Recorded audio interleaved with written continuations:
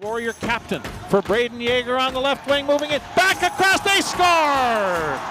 Denton Matejchuk finishes on a cross crease feed as the Warriors come bursting in and show some of that offensive punch 46 seconds into the hockey game. Chipped by him, here's Anthony Calvert on a breakaway. Calvert in a shot, he scores! Short-handed goal, Moose Jaw to go ahead 2-1. Yep. Matejchuk with it now. Blades have to get back onto their people. In front, they score! Off of Jagger Ferguson into the net as the Blades never really found their checks after the power play came to an end. As the time winds down, 3 unanswered goals in the third period for the Saskatoon Blades. The first meeting in more than 3 months of two teams who are going all in.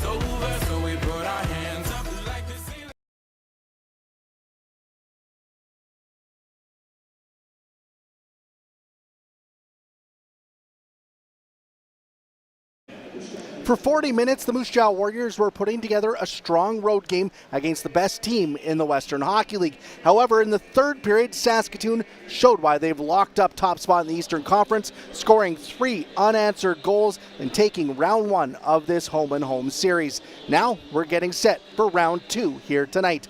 Good evening, I'm Marc Smith, and welcome into the downtown Moose Jaw in the Hangar for tonight's showdown between the Warriors and the Blades on IKS Media Warriors Live. The top 2 teams in the Eastern Conference square off for the second straight night tonight in a big tune-up for the big tune-up weekend for the postseason. The Warriors played a solid first 2 periods last night in Saskatoon, scoring in the first minute of the game and dictating the play against the top-ranked Blades. Saskatoon, though, were able to answer at every step and every strike from the Warriors, and then threw their final combo in the third period to skate to a 6-3 win. I had a chance to catch up with Warriors head coach Marc O'Leary after last night's game in Saskatoon to get his thoughts on the frustrating loss and how the team plans to respond here tonight. Speaking with Moose Jaw Warriors head coach Marc O'Leary after a tight loss to the Saskatoon Blades here tonight. It was a game where in those first 2 periods you guys really were able to control the play. What kind of flipped for them in the third period and allowed them to get out in front? I think we got away from the script a little bit. We started to cheat a little bit. We were on the wrong side of our guys, and really I just thought they were hungrier on pucks. Whether it was our D zone. Jumping pucks to check. I thought we did a better job of that in the first 2 periods. And again, in the offensive zone, I thought we started to force things that weren't there. So for 20 minutes, we got away from the script, and when you do that against good teams, they're going to make you pay. That was going to be my next question. Is that a lesson for you guys to take out of this one? Is that it needs to be consistent for 60 minutes? Yeah, it's a lesson that we shouldn't have had to learn tonight. We talked about it last weekend, playing against Lethbridge and Regina, that you make some of these mistakes and you play against a team like Saskatoon, they will make you pay, and we saw that here tonight. And I just thought there was way too many times where we were second best in the effort around loose pucks department. And again, if we do that again tomorrow, it'll be the same result. What did you like about the team's game in those first two periods? It seemed like you guys were able to get on the attack and control the puck in the offense. Yeah, I thought our start was great. I thought we played with detail. It wasn't anything elaborate. We just did the simple things really, really well. We were hungry on pucks. We didn't force things that weren't there, and I thought we checked pretty quick in the defensive zone.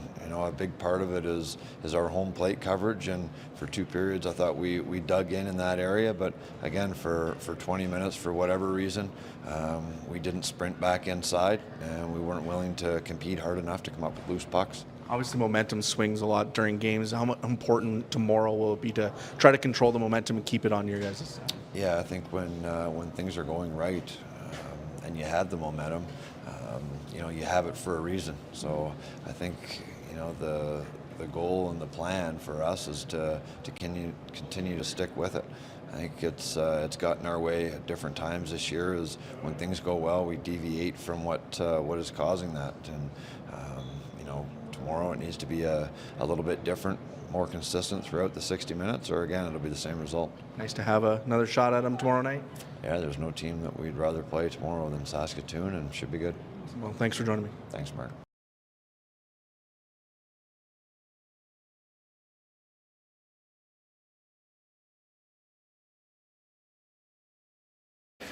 Thanks to Coach O'Leary for joining us here on the pregame show. Denton Matejchuk led the Warriors last night with a goal and 3 points in the loss to Saskatoon. Those 3 points were significant as they moved Matejchuk just 2 points away from passing Nathan Page for the Warriors' franchise record for points by a defenseman. We'll hear from the Warriors captain when we come back next on IKS Media Warriors Live. There's no doubt running any kind of farm comes with day-to-day challenges. We built a new facility 2 years ago. Technology has totally revolutionized dairy farming. Sask Milk gives us the tools to provide high quality standard of milk, making sure our equipment is all well taken care of, make sure that those animals are housed and cared for appropriately. They continue to push us with their standards to make sure that it just gets better and better.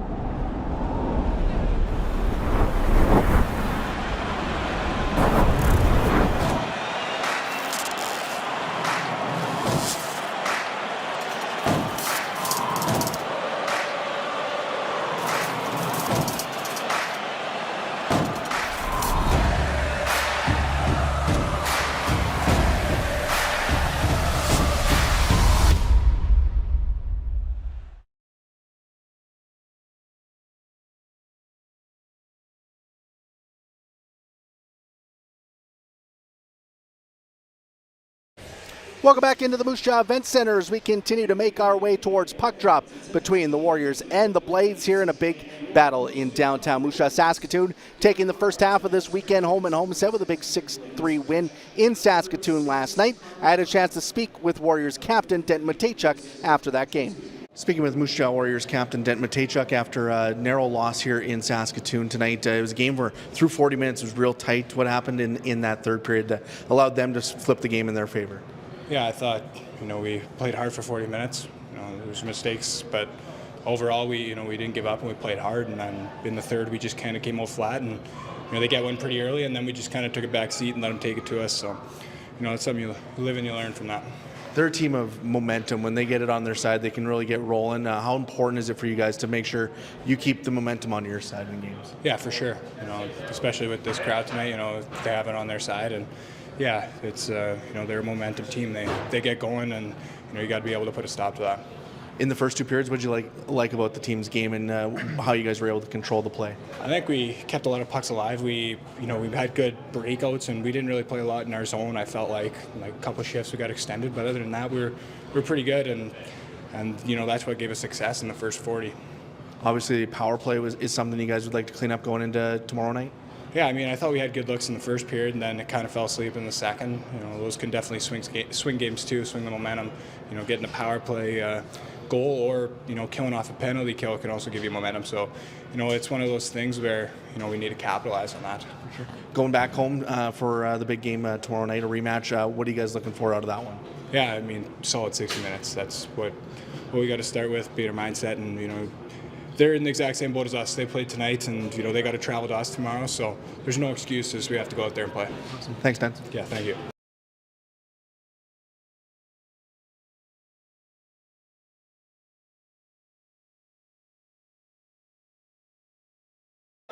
As I mentioned, Warriors captain Den Matejchuk looking to chase down history here tonight. Nathan Page has 212 points in his Western Hockey League career.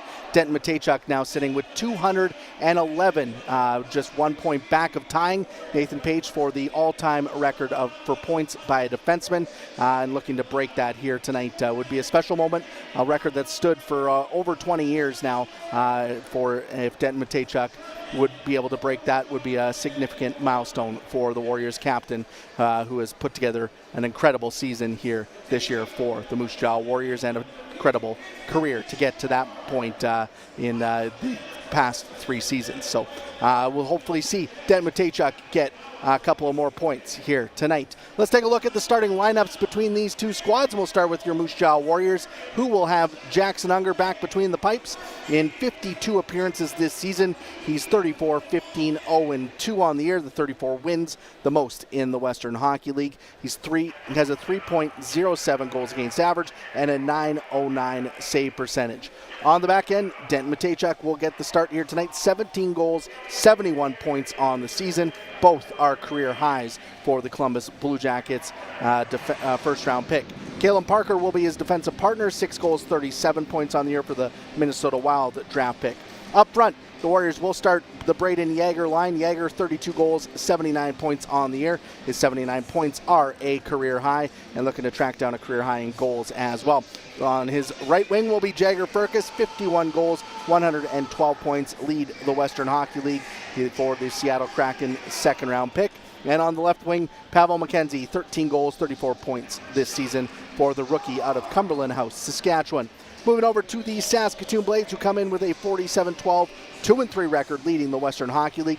They will have Austin Elliott between the pipes here tonight. In 41 appearances, he's 28, 7, 2-1 with a 236 goals against average and a 906 save percentage. On the back end, Ben Saunderson, the 19-year-old, 5 goals, 30 points. He'll be paired with Tanner Molendyk, the 18-year-old defenseman, Nashville Predators first-rounder. 9 goals, 52 points on the year for Molendyk. Up front, the Trevor Wong line this long did some damage last night. He will center Igor Sidorov and Alex Suzdalev. Wong with 13 goals and 96 points. He leads the Blades in points this season. Sidorov with 49 goals, 83 points on the year, while Suzdalev had a pair of goals last night. He's got 9 goals, 21 points on the season, and he'll be on the left wing. So the top 2 teams in the Eastern Conference collide here in downtown Moose Jaw at the Hangar. Should be a great battle between these 2 teams, and you can join James Gallo and Derek Kletzel for all the action on Country 100 and WHL Live if you're tuning in on Twitter, Facebook, and YouTube. We'll be back with the post-game show after tonight's game to recap all of the action, including reaction from the Warriors locker room. But let's head down to ice level, where the pregame ceremonies are about to get underway. Plus Tri-City Spokane, Portland, Wenatchee, Prince George, and